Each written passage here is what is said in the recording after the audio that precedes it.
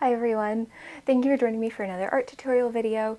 I have a bit of a confession to make for this video because the reason it came about is because a couple months ago I was corresponding with someone who was asking me about Tippy casts, and I promised to send them all this information and give them this follow-up. And I don't know what happened, but in between the time that I promised them that information and then actually went to provide that information, I lost their email. And I am so sorry because I love talking about block-in. I love Tippy casts in general, which is what we're going to be talking about today. And I wasn't able to share any of the info with you, so consider this my response if this video somehow manages to make it to you, and hopefully everybody else will find it useful as well. So today I'm going to take this little grotesque cast guy, which I find him very pretty. I don't know why he's called a grotesque, but we're going to take this guy and we're going to throw him in some different positions and talk about Tippy cast block-in and how to really abstract something that we might want to really latch onto and connect with. And we're going to talk about how to see it abstractly and with none of the preconceived notions of like what this thing is, because that is the goal of Tippy cast, is to take an object that you should recognize, you know, just based off of looking at it, and then throwing it in a position that makes it almost unrecognizable and being able to draw it abstractly and in flat 2D shapes. In this video, we are going to talk about setup, lighting, and block-in. So hopefully it's helpful for you guys, and let's go ahead and jump right in. First things first, we are going to talk about setup. So as you can see, I have my board here, the cast is there, and my light is to the left. So the reason that I wanted to show you guys the whole setup is to kind of show you guys the make-do process of this. This whole area probably takes up about 4.5 square feet total. I have a chair that's just out of frame right there that you can't see, and I have kind of a dedicated corner for a still life area. Now, the one thing that is mildly inconvenient about this light is it's a little bit bulky and heavy, and it's not the easiest light to move around. This is why in my materials recommendation video, I actually recommended that you guys get a clamp light. I do think those are even easier to move around. And for example, if I really wanted to, I could clamp a clamp light all the way, keep going, up here. I could clamp it on my curtain rod and point it down to my still life box, and voila, I have a whole different lighting situation. So that's why clamp lights are great. They're actually a little bit more versatile than these boxes like this. But that being said, this is my setup and I wanted to show you guys it in all its transparency. So you want your light above you and to the side as much as possible. You want your board to be able to receive light, and you want everything lit from a single light source. So right now I actually have my overhead light on, just so you can see my setup a little bit more clearly, but I am going to show you guys in just a minute why you want to work from the single light source. I know it can feel like you're working in a cave, but trust me, it is worth it. Okay, so right here, this is currently 2 light sources. So it's the overhead light in my room that is shining on this cast, as well as the light box that you saw in the previous clip. So notice the way that all the shadows in that eye are just really, really blown out. Notice the kind of extra dark line that you get over in this bottom corner compared to a slightly lighter shadow moment over here. Just kind of confusing that is. Like, and I know this is still pretty clear, but it's a difficult cast to draw, and these 2 light sources are kind of showing it in a way that is honestly just making it a little bit less clear. Like, I'm making my life a little harder. So I'm gonna go ahead and turn off the light, and I know this is gonna look like a jump cut, but I swear this is just me pushing the button. No jump cuts, no camera tricks. Okay, you see how that instantly cleared some things up? It's still a complicated, hard to see cast. I mean, look at how much information's going on there.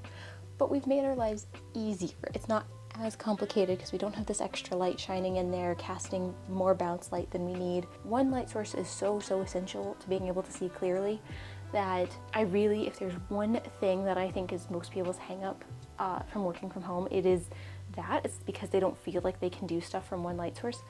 I promise you guys, it's possible. It may take some fiddling, it might take some working around, but people painted when there was no electricity. So the idea that you can't paint with just one single light source that you can plug in yourself. It's silly. You can make it work, I promise. Okay, so now is the time to talk about setting up the actual Tippy cast itself.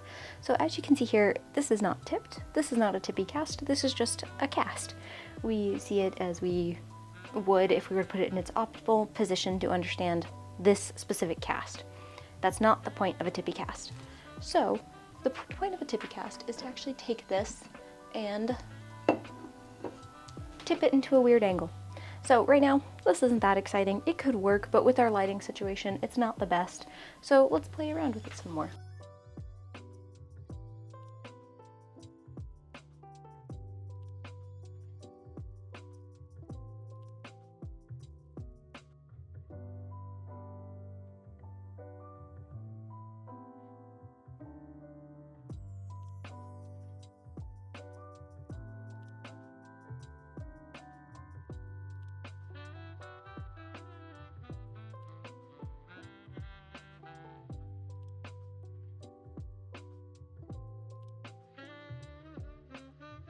Right, maybe that's a better setup. Let's try that. All right. Okay, that's interesting. It's super convoluted. Obviously, you guys can see that. It's a very convoluted setup, but I do think ultimately this will be for the best. If you are working with a more simple cast, it's actually a little bit easier to set up a Tippy cast. I'm not gonna lie. The more complex a cast is, I think the harder it is to use for a Tippy cast. If you had just an eye or an ear cast, those are probably going to be better than this little grotesque mask guy. But say you do have to have a somewhat convoluted setup like this, I will show you how to kind of cope with that so that it's a little bit less a frustration. Because obviously this is just so much visual distraction right now, and I don't want it in my view while I'm trying to work on the cast. So let's go ahead and cover up the convoluted stuff.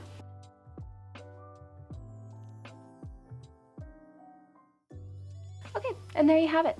Well, let's do a wrap up of why this is the best option. So you want it to be odd, but you want there to be interesting light and dark shapes patterning throughout it. So that's why some of the other ones were not helpful, because we just had it as an odd abstract shape, but there were no interesting light and dark shapes to find and pattern throughout. So hopefully that explains why I've landed on this setup. Okay, so let's get started with this block-in. I'm leaving the video on time-lapse this time around because I've done a few longer videos on block-ins, so I thought this one could serve as more of a refresher for those familiar but wanting a reminder, or as those just getting into it that are going to be overwhelmed by lots of information and a 30-minute plus video. So as always, we start with the envelope, which I find usually comprises of either a triangle, rectangle, or trapezoid-like shape. The envelope is typically fairly geometric. I use a lot of sketchy lines to lay it down initially. This is to give myself more options in the early stages because I will be able to erase into my lines to get them more specific later on, as opposed to having to redraw lines that might have just been a fraction off. From there, I look for the large shapes that are the most clear and eye-catching. In my first block-in video, I call them dominant shapes because they really are the ones that catch your eye the most. This is because you need to build context in order to start asking yourself if things feel right, and the looser and more relaxed your lines are, the easier it will be to make changes to those initial lines once you've built enough context.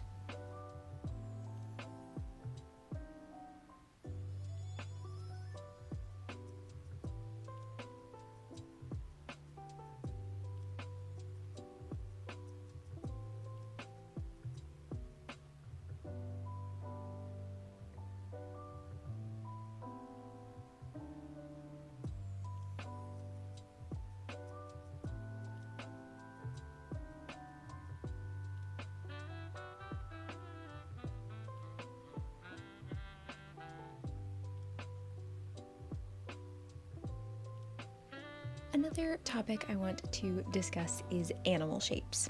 I've talked about animal shapes before on this channel, but I want to give a refresher for anyone new. So animal shapes are just essentially like finding shapes in the clouds.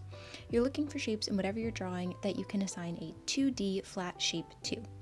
As a result, I tend to see cartoon-like shapes like animals or things more than anything else because those are already flat, so it's just easier for my brain to see things that way. But whatever 2D shapes you can find to simplify the object you're drawing is great. This is just a drawing tool you can use as needed for when you're getting stuck or struggling to draw something. The point of a Tippy cast is really to take a recognizable object and make it less recognizable or more abstract so that it's easier to draw objectively.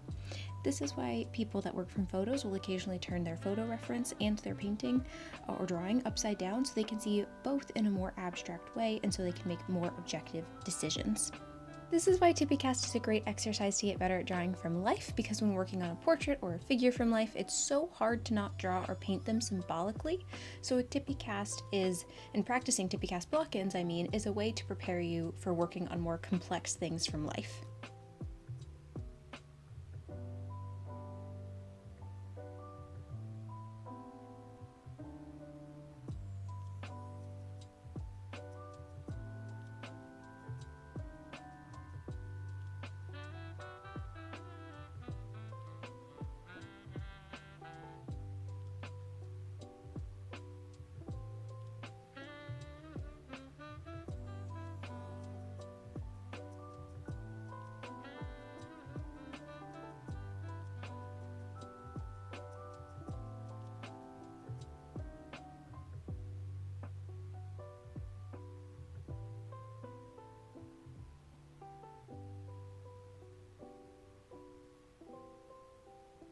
Now, TippyCast is also a great way to practice low pressure block-in. One of the things I love most about blocking stuff in for just the sake of it is that I don't really have to take the block-in to 100%. I can take it to maybe 75% or 90%, but I don't have to do that finishing stage of a block-in that sets me up for rendering. So you'll notice in this example, I'm going to take this block-in to about 75% completion, meaning I'm working to get my light shapes and shadow shapes working together and feeling accurate, but I'm going to leave out the detail and the more nuanced halftone shapes. Now, word of caution to follow for that is, especially if you're a beginner, doing a block-in in a more simplified or 75% completion way is great, unless it becomes a crutch. Speaking from my personal experience, I was so comfortable working a block-in up to a point that when I started at GCA and I had to really start refining and finishing things to a different level, it was so difficult and overwhelming. So I don't want this video to become an excuse to not push yourself. However, there is a flip side to that, because some people have the opposite tendency to me and go way overboard with detail, and for those people, doing these more simplified 75% block-ins will really help with your ability to prioritize the overall impression.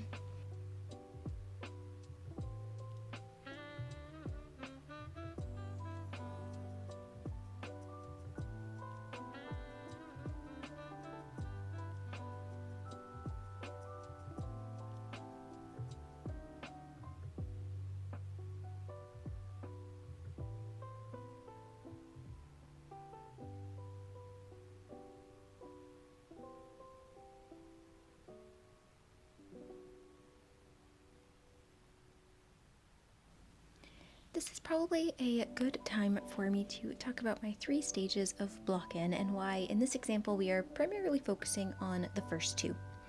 Stage 1, as you saw, is the envelope and adding some linear context, aka angle breaks. Stage 2 is where the visual impression comes into play, and you start developing those shadow shapes, and for our purposes you could argue that we are just staying in that stage until our light and shadow shapes feel accurate. This is because of taking the drawing to that 75% like I mentioned earlier. But I still want to talk about stage 3, because stage 3 is the finishing stage of a block-in, where we won't be getting to in this video, but it's where you are now past any significant corrections and you are finalizing everything so that you can move on to rendering. However, these are not hard and fast rules, and the stages will very often meld and intermingle together.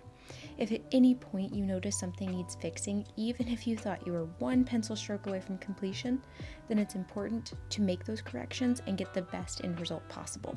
The reason that I even mention 3 stages of block-in is to help people feel like they have something to progress towards, so that you don't get stuck in the process wondering what comes next.